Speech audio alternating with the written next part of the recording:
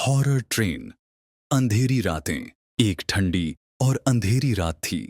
रिया अपने ऑफिस के काम के चक्कर में देर रात तक फंसी रही और उसे आखिरी लोकल ट्रेन पकड़नी थी। जब वह प्लेटफॉर्म पर पहुंची तो वहां सिर्फ एक पुरानी खटारा सी ट्रेन खड़ी थी। उस ट्रेन के दरवाजे से हल्की सी पीली रोशनी झांक रही थी। रिया ने सोचा, शायद यह कोई स्पेशल ट्रेन है जो देर रात चलती है। उसने ज्यादा सोच विचार किए बिना ट्रेन में चढ़ने का फैसला कर लिया। ट्रेन के अंदर का नजारा अजीब था। पुरानी लकड़ी की बेंचें, हल्की हल्की घंटी की आवाज और एक अजीब सी ठंडक चारों ओर फैली हुई थी। कोच में कुछ ही लोग थे और सबने अपने सिर झुकाए हुए थे, जैसे किसी ने उन्हें जगा दिया हो। ट्रेन चल पड़ी। रिया ने अपने फोन पर समय देखने की कोशिश की, लेकिन अजीब बात यह थी कि फोन में नेटवर्क नहीं आ रहा था।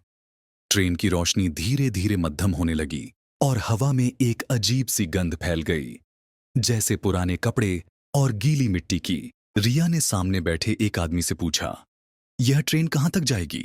उस आदमी ने धीरे से सिर उठाकर उसकी ओर देखा।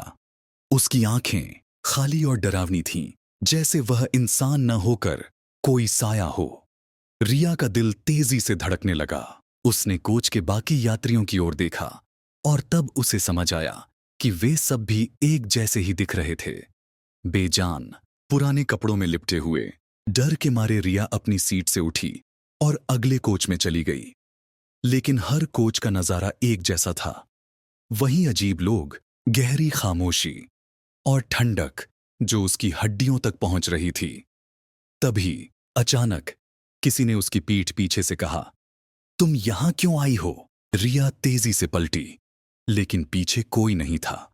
उसका मन कर रहा था कि किसी भी तरह ट्रेन से उतर जाए, लेकिन ट्रेन रुकने का नाम ही नहीं ले रही थी। खिड़की से बाहर झांककर उसने देखा तो नजारा और भी डरावना था।